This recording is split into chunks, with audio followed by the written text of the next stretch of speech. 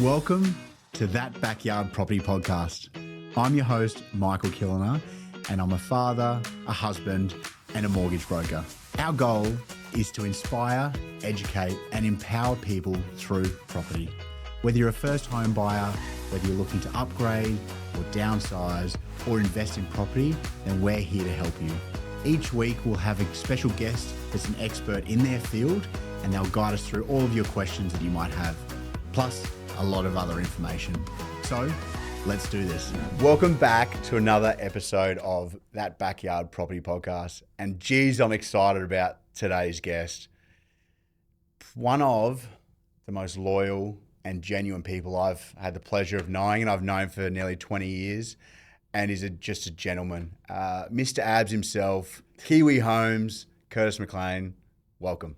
Thanks for having me, mate. Good to see you again. Good to see you. It's for context for anyone listening. It's we've known each other for 20 years, and Curtis 20 years ago was an up and coming pro rugby player that had blonde tips and necklaces and big biceps. So that's where we were, and now we're a father, a partner, a business owner.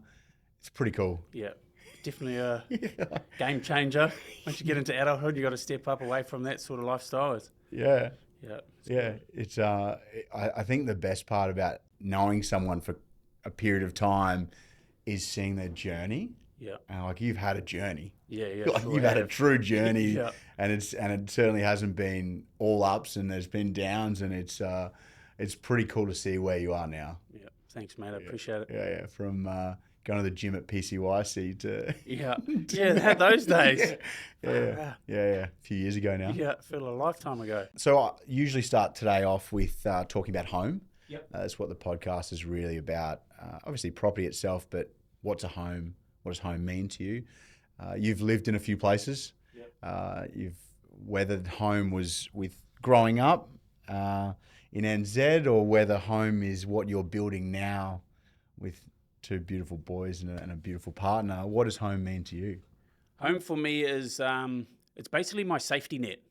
That's where I feel most comfortable in all places. Like even now, my missus gives me a bit of a hard time. We should go out as soon as I walk in the door and it's closed. That's me. I'm done. I'm home. But there's no better feeling for me being there. Yeah. That's how it feels to me. I'm safe. I've set a solid foundation for my family. There's a roof over our head, so it's the best place for me. Where do you, if you're saying home, what do you think of? Like, you've obviously lived in Darwin, you've lived in Perth, you've been in New Zealand, like you've lived a few places. Yeah. Where's home? Where my most loved ones are, my kids, my partner, my dogs. I like my kids. That's my everything. Yeah. It's my everything. It's funny when people are talking about property, and we'll delve into how you're involved in the property market, but the sense of security around a home is important. Yeah. It's just I love knowing that I'm not going to get a phone call from a landlord or someone like that and tell me you've got 30 days, you need to be out. Yeah. Like my family's safe. Yeah. And for me to provide that, it's a good feeling. Yeah. I love the feeling, even though I've got a mortgage and things, it is a good feeling knowing that we're safe. Yeah. It's and you're obviously on the other side helping people to create that safety with their own home. And I'm guessing you, like me, when you're talking to clients, you talk about those feelings and what, like, talk to me about Kiwi Homes. Like what's that like for you? I love it. Like, I know it's pretty cliche saying, you sell homes, and that feeling of giving my clients their keys to their own home. It's a very humbling feeling. Like I've had people from all walks of life, gang members, everything, people that have been in and out of prison, get them into a house and just seeing, like, I've had grown men cry in my arms when I've handed over the keys because they've always been told no. They've tried so hard, just get told no, and then we get them into a position to get them into a house. It's a good feeling. Yeah, it's probably one of those feelings that you never want to stop. Nah, it's like that thing they say about it's like a drug, like sales. It is, because when you're going like that and you're like, my favorite is helping people that really don't think they can do it. Yeah. And I set a plan in place. I'm like, we can do this. Like, I promise you I wouldn't be wasting your time. Yeah. And then getting them to that point and just seeing the happiness of it, knowing that they've got themselves there. it is a drug that I chase every day. Because they're proud of themselves. Yeah. It's a big accomplishment. Yeah. Like in New Zealand, it is so hard to own a home. Is it? Oh, it's horrible. It's unless you've got parents that go guarantor and all of that sort of stuff. It's a real hard thing to get a home over there. Yeah. And then they come over here, and we can get them in low deposit options even now, like $6 or $7 grand. Get people into a house, and then they walk in not just to a home. They walk into like a brand new home, brand new finishing. So it's an awesome feeling. It's a long journey as well. Like we were talking before that. Someone you're helping at the moment is someone you help, like we're talking back in February last year. Yep. And so it can be a long process, not because the build is long, but maybe getting ready for the build takes time. Because a lot of with Kiwis, we come over, they go straight into FIFO. And then it comes down to like, they're in a job for a little while, that contract finishes. Then they've got to find another job. And then there's all that time of no probation or, you know how it works, and then they've got to be in for a certain amount of time before they can get approved finance, and then they find another job that they jump ship or they get made redundant. It's just an ongoing cycle. So to get people in a solid, a solid financial backing, then we jump. But it does take some time. Yeah, and I guess the feeling for some people, especially Kiwis coming over, is like, can I do this? Yep. Like, is this like you obviously you post and you put stuff and they're like, oh, it looks like I can do it, but can I do it myself? Yeah, I get that heaps. Yeah. And especially at the start when I started Kiwi Homes like 7 or 8 years ago, there was a lot of, even though I'd helped a lot of Kiwis already, that's why I started my business. Yeah. It was, can I trust this dude? Is there smoke and mirrors? So I make sure everything I talk about to my clients, I back it up with factual evidence. I grab it from the websites. If they question it or whatever, it's there. So they know exactly what I'm telling them is the truth. And then I show you can get into this home. Feel free to talk to any of my other clients that have gone through the same process. Yeah. And then now, I guess my reviews and that on my page just speak for themselves. Yeah, you got a big following. Yeah, on Facebook I do, yeah. Yeah. And like I have done for a while, the photos that you have with the client with either a hamper or something like that, but you can just see on their face, it's pure joy. Yeah. Your face is quite similar, but theirs is like, I did it. Yeah.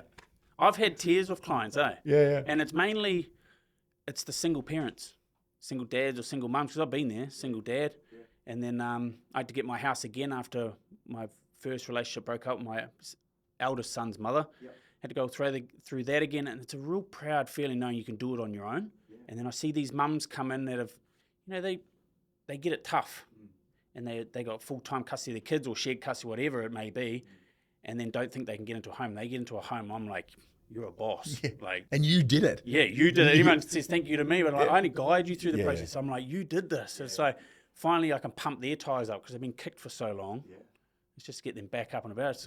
It's good to see. Yeah, it's exhilarating. And I think also obviously there's plenty of stuff out there on social media or media in general about how you can't do it. Yeah. Because that sells. Yeah. People want to click on it. They're like, oh, I can't do it. People talk about it like it's too difficult. And then, when you debunk a lot of that, like I love the feeling of sitting with someone that comes in and they go, oh, look, I was hoping you could tell me. And you go through it and you see the spring in their step. Yeah. I can do this? Yeah. When you're like, yeah, you can do this. They go, really? Yeah. Yeah. You got to do a few things. It's not going to be easy. Yeah. But yeah.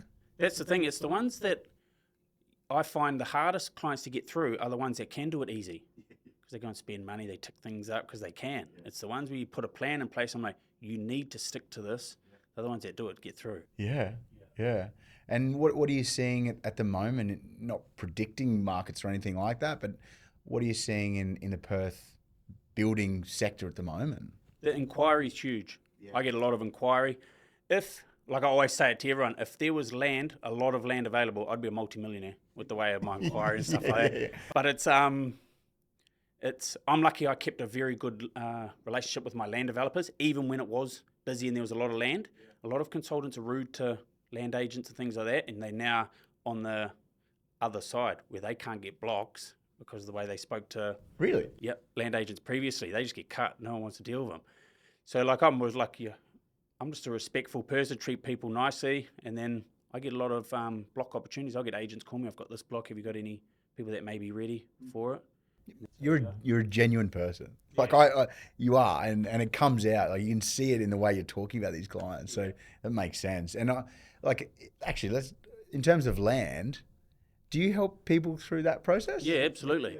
Yep. So I always tell them, if you've got a particular area in mind, let me know. And then I start scouring around those areas. As long as there's land available and it falls within their budget, I can find it. I'll get it. Yeah. So it's like, but I'll go out there and help people, because that's another process that's hard. They get on, I've got land databases that I work with, land agents. So I've always got things coming to me, whereas they've got to go out, try and find it. It's a nightmare, and all of a sudden, oh, it's too hard. I give up. So I make sure I just do like the one-stop shop basically for them. Yeah. So someone could, if someone was listening and they were thinking about it, they could literally go to you and say, hey, I want to do a house and land. I want to find my own land and build. You could take them through that. Yeah, absolutely. Whole journey. I find the ones with the land already are the easiest, because I know they're keen. They've got a block of land. Yeah. All I've got to do is design the home for them. Yeah. And do you do the designing side of things? Yeah, we've got a big database of home designs that we work from, and that I know will fit a particular size block. In the new estates, they're all sort of cut the same, the blocks. You know, they go up in rectangles mainly, a couple corner blocks. And you know you've got the frontages of them, so you have a set amount of homes that you will put on them, and then I just let them reconfigure it to whatever they want. Or we can do a custom design. Do you find that people can get carried away, where they're like, oh, I want this massive home. Absolutely. And then you go, this is the price, and they go, oh. Yeah, all the time. And the thing is, like, Kiwis are breeders. We breed. We just got big families, and then they come in, and the budget might not work for the big home, and we'll say, okay, we can get like a 4x2 on this home. I need a 6-bedroom. I'm like, well, your theatre's gone then. 4x2 of the theatre, that's gone. You've got 5 now. Yeah. So, yeah, it's I've seen it all. Yeah. And you never be able to pick a favourite, and because there'd be so many over the last 8 years. But there must be a few that stick to mind when you're just like, oh, what about that person? Like, there are a few of those. I've got one. This fella gives me goosebumps. Yeah. Like, he was a big Māori fella, and it was at the start of my career. Yeah. And his wife had been hammering him about building, and he'd sat with other builders, and obviously had his time wasted. And I met him down in Baldiva, so I drove down to the display home, and he walked in. I won't say any names because I'm mates with him. He knows who it is. He's on my Facebook and stuff. And he walked in, and I was sitting with his wife, and then he kept walking around, and he wasn't really interested in talking to me, and his wife said, come sit down, and he just looked at her, and I could tell he didn't want to be there. And I said, hey, bro, do you want to come and sit down here? I'll run you through everything. And he goes, bro, straight up, do you reckon you can even help me? That's what he's at. And he was a big guy, this fella. And I go, I wouldn't have driven 45 minutes here to waste my time to sit with you if I couldn't help you. And he goes, yeah, that's fucking not bad then. Yeah. He came, sat down, I got this fella into a home, and he was one of the guys that cried when I handed over his keys. So I could tell he went from this big, scary guy to an absolute teddy bear when I handed him his keys. Yeah. That was one of the best feelings I've had. That's special. Yeah, I loved it. You know, there's something funny about it. So for anyone listening, Curtis is a fantastic rugby player, and you've played at the top level, bar the All Blacks, obviously. Yeah. But you've come across some big fellas as well. Yeah. And you've taken down a few big fellas. And so there's probably a part of you going, well, like, you're just another big fella. Yeah, another big fella. It's okay. Yeah. Like, I don't get too intimidated. Like, a lot of other consultants, they've said to me, do you go to their homes, clients' homes? I'm like, yeah. And they're like, really? They don't understand that. And I'm like, they feel like when the client goes to a display home or the showroom or something like that, they're in control. I don't need that to be comfortable. Like, I can go into someone's home and just fall into place with how they live and then run them through. I want them to feel comfortable, that I'm not going to go in there and just full of judgment or think I'm better or anything like that. And and rugby's helped me with that, because you meet people from all backgrounds. Oh yeah. Yeah, and you get smoked by the smallest person and the biggest person, and then they could do the same thing. You're like, oh, I respect you all. 100%. It's there's something truly like amazing about that feeling. I'm just reliving some of those types of clients, and how genuinely appreciative they are. Yeah. But as you said, all you've done is guide them through. I guide them. That's the thing. They think someone treat me like a god. Yeah. And I'm just like, and they refer a heap of business to me, which I'm so appreciative for. But I'm like, I'm not a god. You've done this. Yeah. Like, you're the ones that have done it. I've just helped you. Whereas that's the problem. It's not licensed enough because we've got a lot of consultants out there. They don't care. Yeah. They just see them as another number, another paycheck. Yeah. They don't care. Whereas I'm like, I genuinely care for my clients. Yeah, yeah. Oh, you can see it. You can clearly see it. And so then, like, going through the process of building, what does that look like? Well, I've actually never built. I've helped a lot of people finance a build. Yeah, yeah. But like, what does that look like? It's pretty cool. Yeah. Like, the hardest part is now is the land, trying to find them land. So what happens, I usually get an inquiry come through, I qualify them, so whether it be via email or on the phone, and if I believe that I can help them, then I gather the docs. I arrange a time to sit with them, which is like my first appointment. It's basically a free information appointment. And then if they feel comfortable to work with me, obviously I get a credit check and all that sort of stuff, and then we get into it goes through to a broker, and my broker team, and then they will give me a number. These guys can borrow, for instance, 650,000. Then I know, okay, these clients want to be around this year. I've got to find a block, 300 grand-ish type of thing. Find them a block.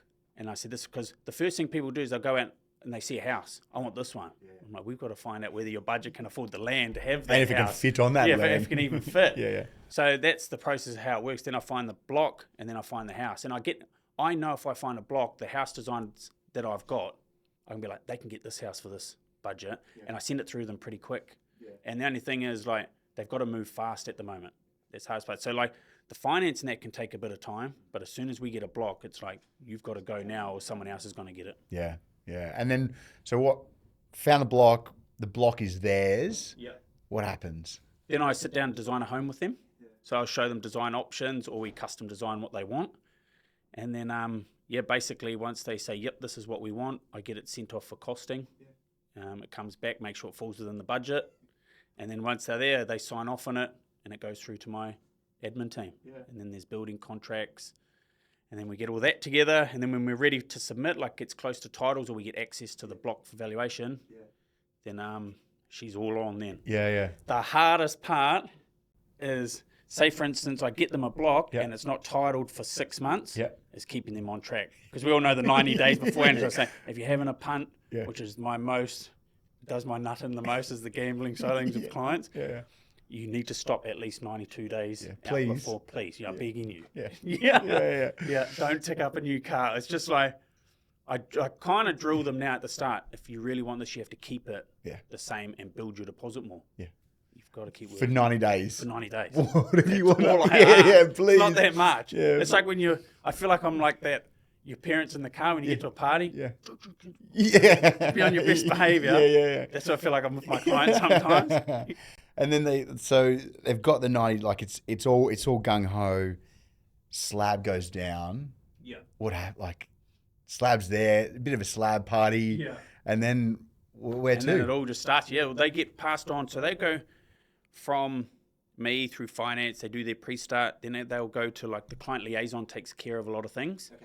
And then it goes to site, and they'll have a site supervisor. Yep. Now, my job, realistically, as a building consultant, is I get them to finance approval, and I'm gone.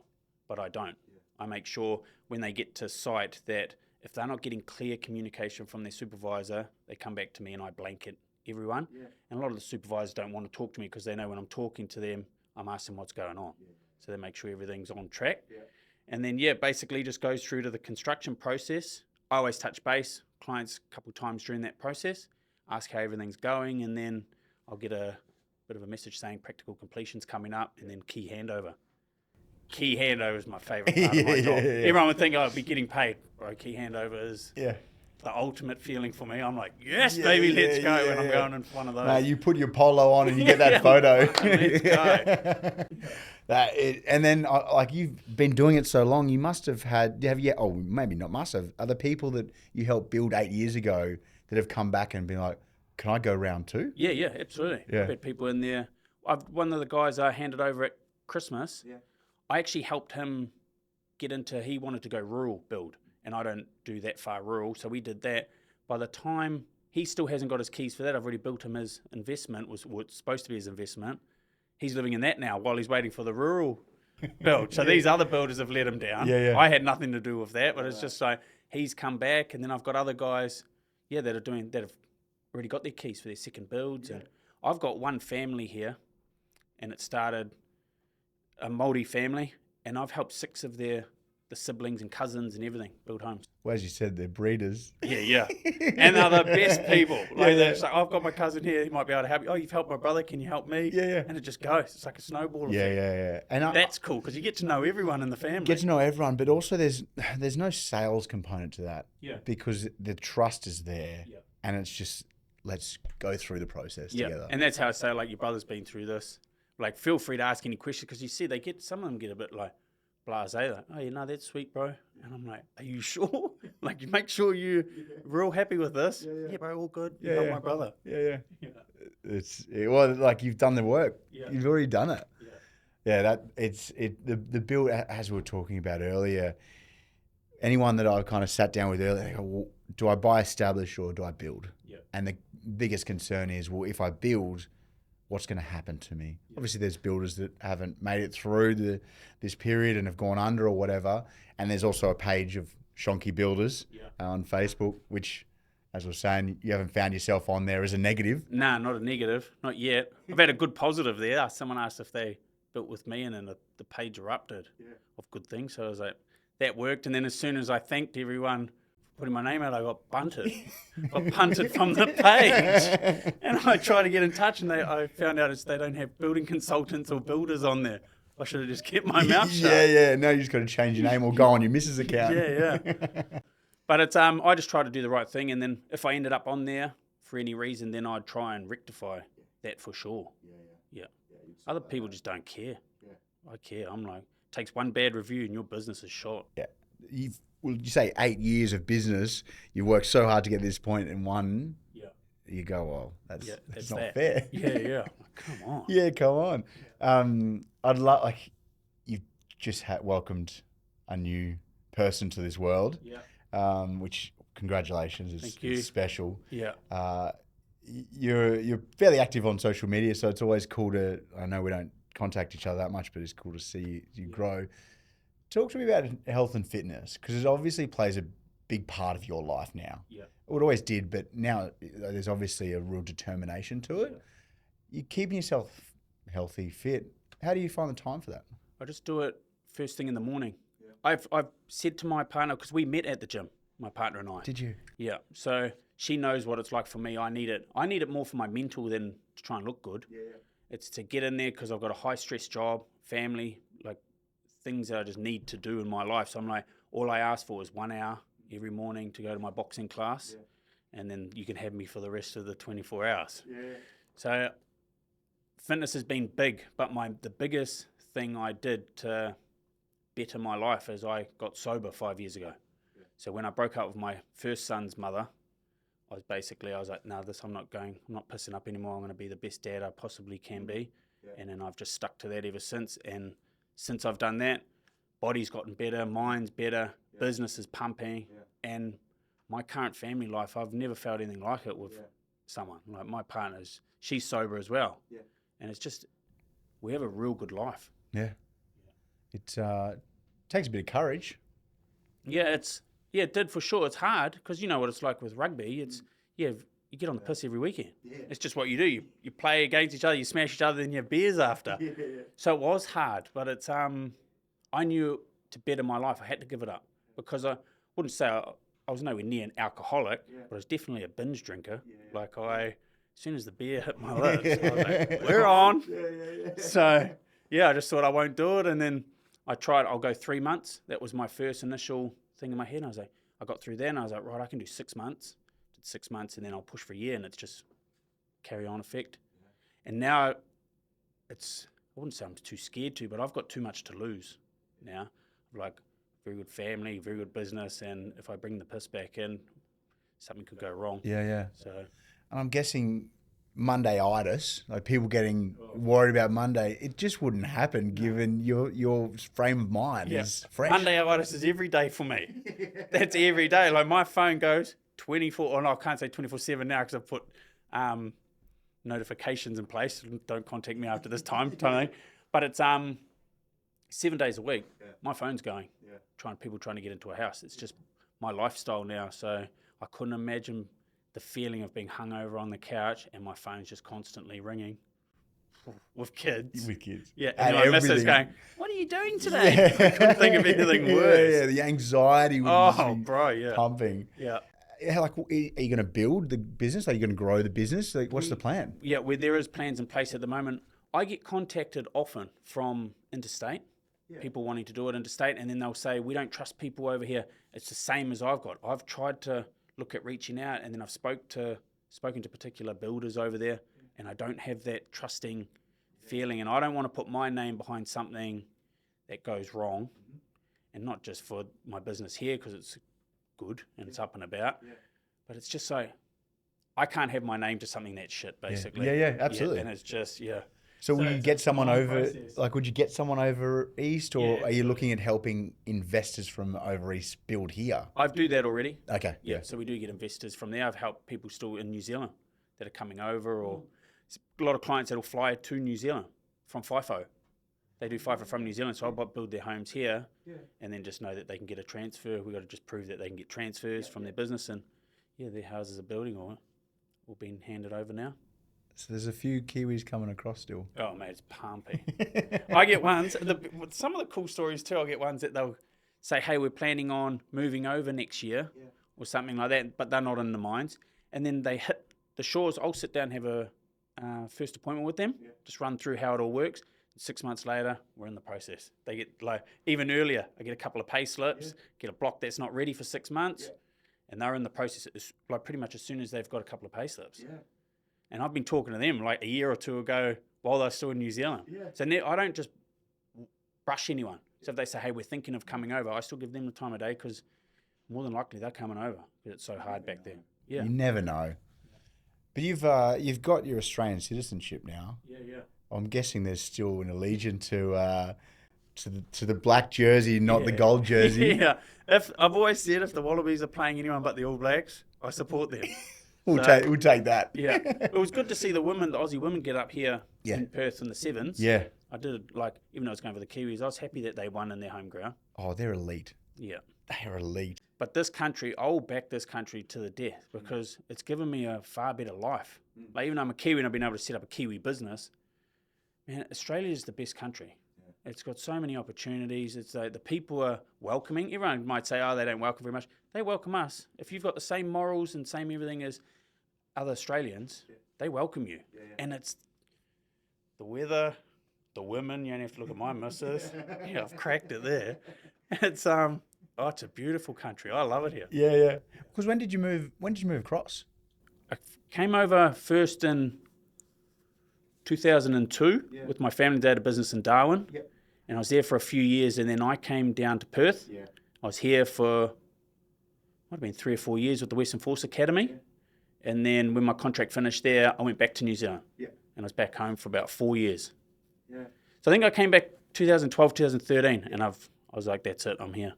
Stationed here. I'm getting my citizenship. I'm here for good. Doing it. And I thought I'll do it for my kids. And then it's not that we really need citizenship. It's just the same thing for me, what I'm like, the safety net foundation, because I don't see Australia and New Zealand ever going pear-shaped with their relationship. But you never know. So I just wanted, for safety net, they say, "Get out of the country." I'll be like, "Hold on, my kids are here, they're citizens. My I'm boys a citizen now." And, like, one thing I'm fascinated about is you've helped so many people. Anyone that's concerned about building, what mistakes have you seen that could have been avoided? Like, what would be 2 or 3 mistakes you've seen people go through the building process and go, "Oh, if they had known this, it wouldn't have happened"? It's first of all, it's bills and gambling. That's the most out of all of them. It's like, if you've got a car loan, pay your car loan. If you are battling with Synergy, pay it and then battle with them, because as soon as a default goes on your name, it's real hard to get off. And then gambling, does my nut in. Gambling really does my nut in. And, like, I can have a laugh about it, but I'll be like, "Right, we got to this date, no more gambling." If they gamble, I'm like, "Come on, bro." No sports bet. No more sports bet. Or get a play account. Get the money out, put in this play account, and then use it. Don't use the everyday one that we're using for the bank. So there's that. People get excited because they don't know. And, like, that's why when people sit with me, they go, "I don't know anything." I'm like, "Don't ever tell anyone that. If you're buying anything again, like a car or whatever, don't ever tell anyone you don't know anything, because then it's just like trying to close the door straight away. They don't care about you. So I'll sit down and I'll just be like, what do you want in your home? They need to, it's not the client's fault either if they say they do things wrong, because if they get a house plan put in place and they see 4-bedroom, 2-bathroom, they're like, oh yeah, that's what we want. They're already in their head, we need a 4x2, potentially with a scullery. They don't look at the way that the home works. So I sit down and I'll try and be like, does this work for you? Are you happy to have your kids at the front of the home, or do you want them at the rear of the home? Yeah. It's hard to visualize some of those things. On a piece of paper. Yeah. And that's the thing a lot of Kiwis have a problem with is we're physical people. We go by touch usually. It's when they're looking at a piece of paper, they're just like trying to imagine, okay, I've got 5 meters of backyard. Like, what's 5 meters? And I get tape out and all that sort of stuff. So it's like, it is hard, but then, yeah, I don't know. I try to slow it down. Even though it's quite a fast process, I try to slow it down for them so that they're happy with what they're getting. Yeah, and sometimes you feel that, especially if it's a couple, one person's coming along and understands it maybe quicker than the other. Yeah. And so sometimes I find it quite challenging to bring both people along at the same time, because people learn differently, they understand things differently. Yeah. I'm sure that's something you found. Yeah, well, early days, one of my mentors, like business mentors, Craig, he got me to do a psychology paperwork, just to feel how people were. Like, like high reds are like the people you can close real quick. They just want to know it. But then there's always like the people that are, what's the word? You got someone who's outgoing. What are the people that... Introvert. Introvert, yeah. Sorry, yeah. So an introvert, I focus more of my time. If I've got an extrovert and then an introvert couple like that, because you do get them. Absolutely. I will focus most of my attention to the introvert person to make sure, are you happy with this? Are you sure? Because the other ones that are going to be at the end of the day go, no, I'm not doing it. They pull back. So I'm like, I try to give everyone the opportunity, but then a lot of the times I'll say, who's at home the most as well? And then I focus that. So it might be stay-at-home mum. Well, what do you need? Like, what do you want and what do you really need in your home? Like, I need this for the kids. Okay, bang, an activity, so then they can get away from the kids. So I'll try and listen to all of that before I just go, here's a design. Yeah, it's so important. Yeah. Because most people haven't built a home before. Never. And so they just don't know. As you said, they usually say they don't know, but they don't genuinely know. And they don't get the orientation right. Like sometimes, like I've seen homes being built, and they'll have the alfresco and living on the south side. I'm like, oh, these poor people. Like, and the clients don't know because they haven't been told anything. And it's just like, obviously everyone knows like northern sun's best sun for your house and all that sort of stuff. And it's like, they don't know. Like, and if I wasn't a building consultant, I wouldn't know. So but you'd be sitting in your alfresco when it's built going, geez, it's dark. Yeah, it's freezing. Yeah, it's real cold. Yeah. It's just the little things. Like, and even like little things, doors to the rear of the garage, just stuff like that, or raising the garage to another set of courses so you can get a full drive in. Yeah. Like, people don't think about that sort of stuff. So it's funny you mention that, because those things they feel minor, but they're the things that make the most difference when it comes to the home. Yeah, it's the 1%ers, the little things. Yeah, that's what you build a house and you've got, this is what I've seen as well. 10-metre wide blocks are quite common now. People will build a home and not have a door to the rear of the garage, and that's zero lotted boundaries most of the time. Yeah. They can't get a bin down the back unless you take it through the house. Lawn mowers. Wow.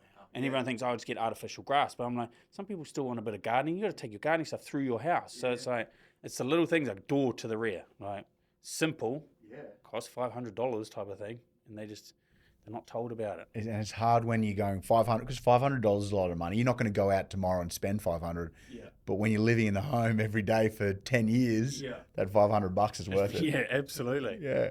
What else? What other little bits and pieces or things that you should look out for like that? It's just getting a bit more room size.